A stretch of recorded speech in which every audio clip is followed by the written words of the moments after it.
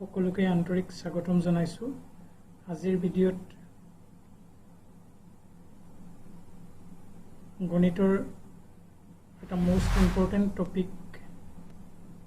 average গড়ৰ বিষয়ে আমি আলোচনা কৰিবলৈ ওলাইছো সকলোৱে ভিডিঅ'টো শেষলৈকে চাব গড়ৰ মেইন ফৰ্মুলাটো হৈছে তথ্যবিলাকৰ সমষ্টি আৰু তথ্যৰ মুঠ সংখ্যা এই দুটা আমি উলাই ল'ব লাগিব তথ্যবিলাকৰ সমষ্টিটো তথ্যৰ মুঠ সংখ্যাৰে হৰণ কৰি দিলে আমি যেটো পাম সেইটো হৈছে গড় উদাহৰণ স্বৰূপে আমি এটা পৰিয়ালৰ 5 জন সদস্যৰ বয়সটো আমি ল'ব পাৰো সাপোজ এজনৰ বয়স 7 বছৰ এজনৰ বয়স 10 বছৰ এজনৰ বয়স 12 বছৰ এজনৰ বয়স 35 বছৰ আৰু এজনৰ বয়স সাপোজ 50 এতিয়া আমি এই 5 জন ফ্যামিলি মেম্বাৰৰ গড়টো যদি আমি উলাব লাগে তেতিয়া আমি কেনেদৰে উলিয়াম আমি কি কৰিব লাগিব এইটো প্ৰথমতে টোটাল কৰি ল'ব লাগিব কৰি লৈ আমি ইয়াত কেইজন আছে 5 জন আছে তো 5 এৰে আমি হৰণ কৰি দিব লাগিব তেতিয়া আমি গড়টো পাই যাম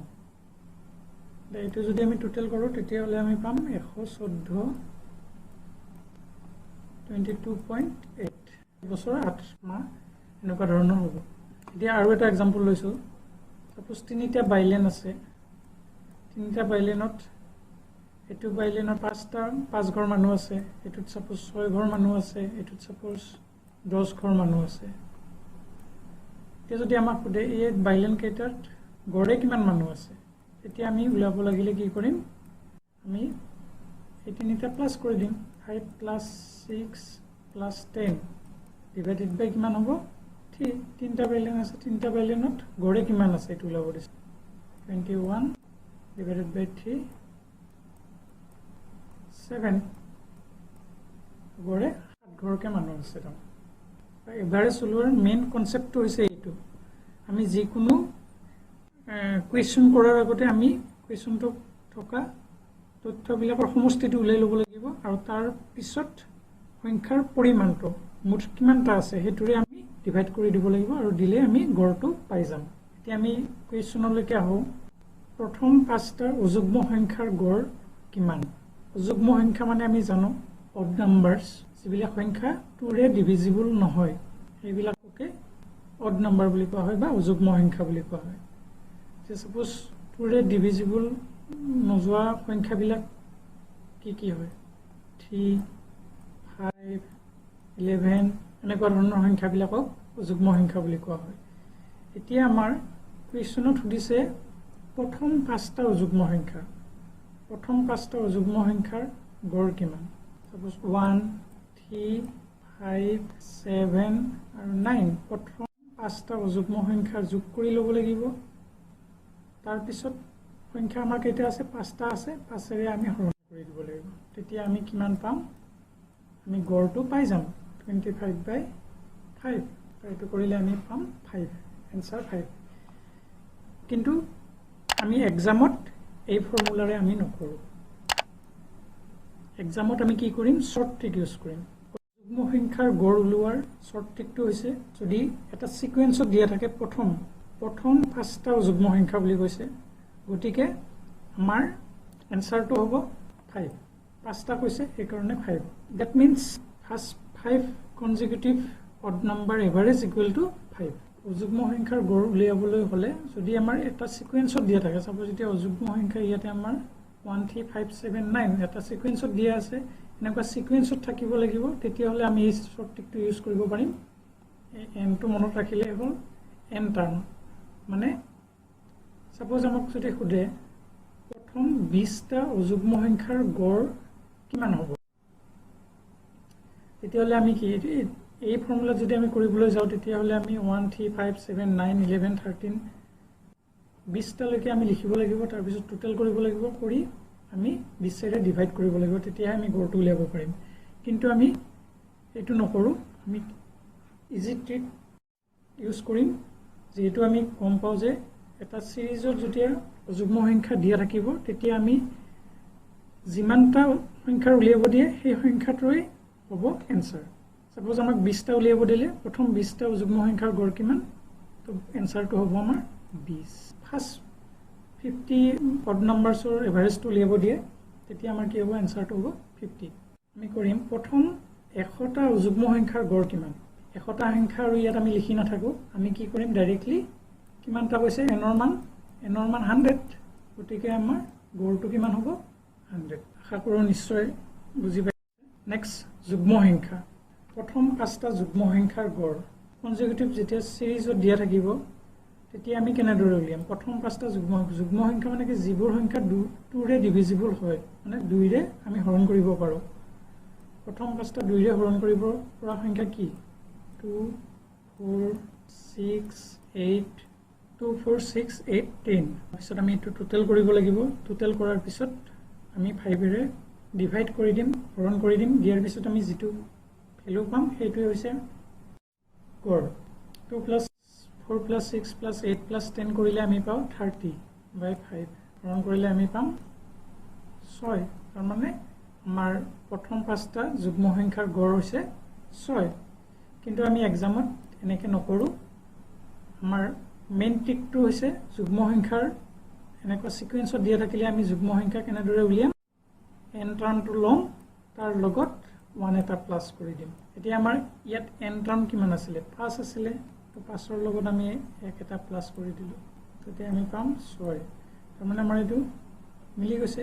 গতিকে প্ৰথম 5টা যুগ্ম সংখ্যাৰ গড় কিমান হ'ব 6 আমাক যদি 35টা যুগ্ম সংখ্যাৰ গড় উলিয়াব দিয়ে তেতিয়া আমি কি কৰিম 35 + 1 এটা প্লাস কৰি দিম কিমান পালো 36 প্ৰথম 35টা যুগ্ম সংখ্যাৰ গড় কিমান হ'ব 36 এক্সামত যদি আমি এনেকুৱা 35 তাত যুগ্ম সংখ্যা লিখিব লগা হয় তেতিয়ালে আমাৰ বহুত টাইম গুছি যাব আৰু বেলেগ কোৱেশ্চন কৰাৰ আমি সময় নাপাম গতিকে আমি এই শৰ্ট ট্ৰিক বিলাক মনত ৰাখিব লাগিব তো যুগ্ম সংখ্যাৰ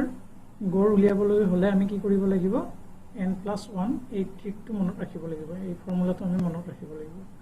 কিন্তু এটা সিকোয়েন্সত হ'ব লাগিব ফাৰ্স্ট 5 কনজিকিউটিভ ইভেন নাম্বাৰ এনেকৈ থাকিলে আমি তেতিয়া ডাইৰেক্টলি n + 1 ফৰ্মুলাত ইউজ কৰি কিনে আমি কৰিব পাৰিম এতিয়া আমাক ইয়াত কৈছে প্ৰথম 99টা যুগ্ম সংখ্যাৰ গড় কিমান ফাৰ্স্ট কনজিকিউটিভ 99 ইভেন নাম্বাৰৰ এভাৰেজটো কিমান হৈছে তেতিয়া আমি কি কৰিম n + 1 ফৰ্মুলা n আছে 99 + 1 100 তাৰ মানে আমাৰ এটো 99টা যুগ্ম সংখ্যাৰ গড় কিমান হ'ব 100 নেক্সট আমি স্বাভাৱিক সংখ্যাৰ গড়টো কেনেদৰে উলিয়াই প্ৰথম 5টা স্বাভাৱিক সংখ্যাৰ গড় প্ৰথম 5টা স্বাভাৱিক সংখ্যা কোনবিলাক আছিল গণনা কৰিব পৰা সকলোবিলাক সংখ্যাই স্বাভাৱিক সংখ্যা আৰু স্বাভাৱিক সংখ্যা 1 ৰ পৰা আৰম্ভ হয় তো আমাৰ প্ৰথম 5টা হ'ব 1 2 3 4 5 divided by 5 তো এটো কৰিলে আমি পাম 15 divided by 5 আমাৰ এনসাৰটো হ'ব 3 প্ৰথম 5টা স্বাভাৱিক সংখ্যাৰ গড় উলিয়াব দিছে তো প্ৰথম 5টা স্বাভাৱিক সংখ্যাৰ গড় উলিয়াব লাগিলে আমি কি কৰিম এনেদৰে আমি পাতি লম লৈ কিনে 5 ৰে হৰণ কৰি দিম হৰণ কৰি দিয়াৰ পিছত যেটো ভ্যালু পাম হেইটোই হৈছে আমাৰ গড় কিন্তু আমি ফৰ্মুলা ইউজ কৰি পাৰিম ট্ৰিক ইউজ কৰিব লাগিব আমাৰ স্বাভাৱিক সংখ্যা কনজিকিউটিভ ন্যাচাৰাল নাম্বাৰ দিয়া থাকিলে আমি কি কৰিম ফৰ্মুলাটো হৈছে n + 1/2 এতিয়া আমি সাম এটোৰ লগত মিলাই সাম হয় নে নহয় প্ৰথম n ৰ মান কিমান 5 + 1/2 6/2 = 3 গতিকে আমাৰ এটো কৰাত সহজ না এটো কৰাত সহজ গতিকে আমি এই ট্ৰিকৰ জৰিয়তে আনসাৰ বিলাক কৰিম নেক্সট কৈছে আমাক কি প্ৰথম 100টা স্বাভাৱিক সংখ্যাৰ গড় কিমান ডাইৰেক্টলি আমি n + 1 ফৰ্মুলাত কৰি দিম প্ৰথম 100টা স্বাভাৱিক সংখ্যাৰ গড় উলিয়াব দিছে n + 1 divided by 2 তো কিমান হল আমাৰ 50.5 সাপোজ আমাৰ 7 8 9 এই তিনিটা আমাৰ গড় উলিয়াব লাগে তেতিয়া আমি কেনেদৰে কৰিম যদি আমাৰ এনেকুৱা একাধিক্ৰমে যদি সংখ্যাবিলাক থাকে তেতিয়াহ'লে আমি মাজৰ সংখ্যাটো ডাইৰেক্টলি আমি ল'ব পাৰোঁ এই তিনিটা প্লাছ কৰি 3 ৰে ডিভাইড কৰিলে আমি যিমান পাম সেইটো হ'ব 8 ঠিক তেনেকুৱাকৈ 2 3 4 5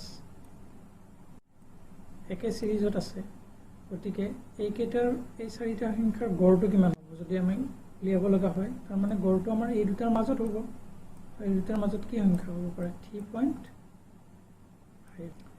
নেক্সট আমি এটা কুৱেশ্যন কৰিম যদি পাঁচটা ক্ৰমিক অযুগ্ম সংখ্যাৰ গড় 31 হয় তেনেহ'লে তাৰ আটাইতকৈ ডাঙৰ সংখ্যাটো কি হ'ব এতিয়া কুৱেশ্যনটো ভালদৰে মন কৰিবা যদি পাঁচটা ক্ৰমিক অযুগ্ম সংখ্যাৰ গড় পাঁচটা ক্ৰমিক অযুগ্ম সংখ্যা ইয়াত কিন্তু প্ৰথম বুলি কোৱা নাই এতিয়া আমি ডাইৰেক্টলি আমি 1 ল'ব নোৱাৰোঁ 3 ল'ব নোৱাৰোঁ এনেকুৱা প্ৰথম ল'ব নোৱাৰোঁ যিকোনো সংখ্যা হ'ব পাৰে আৰু সেই সংখ্যাকেইটাৰ গড় কিমান বুলি কৈছে 31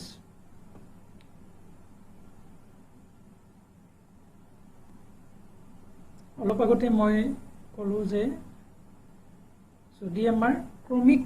মানে এটা সিকুৱেন্সত যদি এটা সিৰিজত যদি আমাৰ নাম্বাৰবিলাক দিয়া থাকে তেতিয়াহ'লে আমি মাজৰ সংখ্যাটো যেটো মধ্যমা বুলি কোৱা হয় মাজৰ সংখ্যাটো হেতুকে আমি গড় বুলি ল'ব পাৰোঁ এতিয়া আমাৰ ইয়াতে সাপোজ পাঁচটা সংখ্যা ল'ব দিছে এই পাঁচটা সংখ্যা গড়টো 31 বুলি কৈছে তাৰমানে এইটো হৈছে আমাৰ 31 আৰু এই সংখ্যাটো কি সংখ্যা অযুগ্ম সংখ্যা তাৰমানে 31 আৰু এইটো ক্ৰমিকত আছে এটা সিৰিজত আছে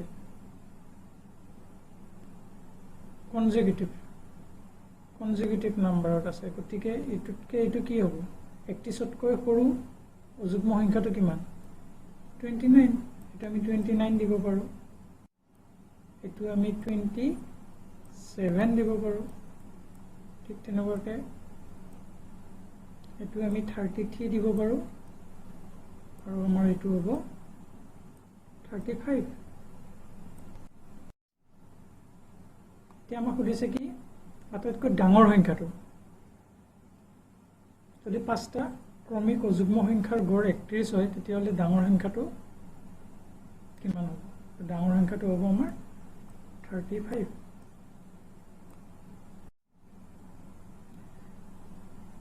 তো এই প্ৰশ্নটোতে আৰু বিভিন্ন ধৰণে সুধিব পাৰে সাপোজ পাঁচটা ক্ৰমিক অযুগ্ম সংখ্যাৰ গড় 31 হয় তেনেহ'লে আটাইতকৈ ডাঙৰ আৰু আটাইতকৈ সৰু সংখ্যা দুটাৰ যোগফল কিমান তেনেকৈ সুধিব পাৰে যদি তেনেকৈ কয় তেতিয়া আমি 35 আৰু আটাইতকৈ সৰুটো কিমান 27 35 আৰু 27 আমি যোগ কৰি দিম যোগ কৰি দিলে আমি যেটো পাম সেইটো আমাৰ উত্তৰ হ'ব নেক্সট ছয়মাহিলী পৰীক্ষাত যুগলৰ ইংৰাজী হিন্দী গণিত আৰু সংস্কৃতত গড় নম্বৰ 87 আকৌ ইংৰাজী হিন্দী গণিত সংস্কৃত আৰু বিজ্ঞানত গড় নম্বৰ 88 যুগলে বিজ্ঞানত নম্বৰ কিমান পাইছে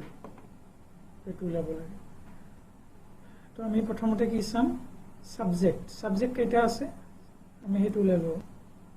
চাৰিটা আছে 4 into 87 তো চাৰিটা আছে আমি ডাইৰেক্টলি কি কৰিম এই চাৰিটা সাবজেক্টৰ গড়টো পূৰণ কৰি দিম পূৰণ কৰি দিলে এটো মুঠ নম্বৰটো পাম পালো তাৰ পিছত আমাৰ কেইটা সাবজেক্ট আছে পাঁচটা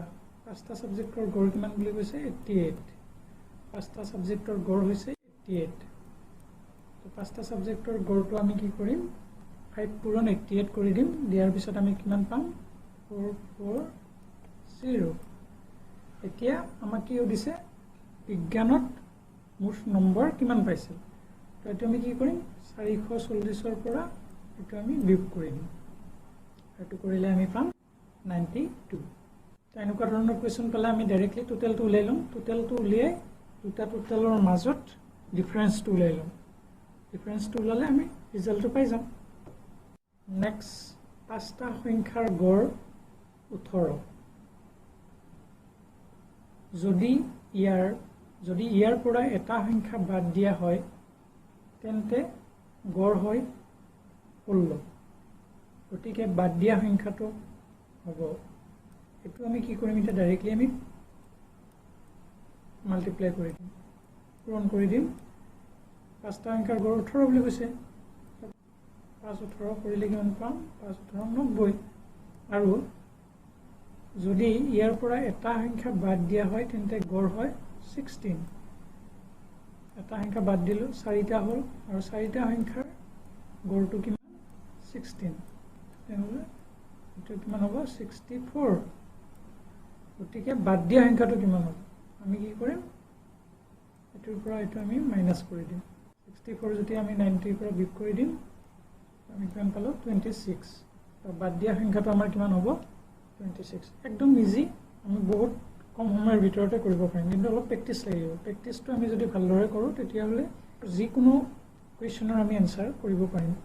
প্ৰেক্টিসৰ কাৰণে মই আপোনালোকৰ কাৰণে এটা হোমৱৰ্ক ৰাখিছো আশা কৰো নিশ্চয় কমেন্টত এই কোৱেশ্চনটোৰ আনসাৰ দিব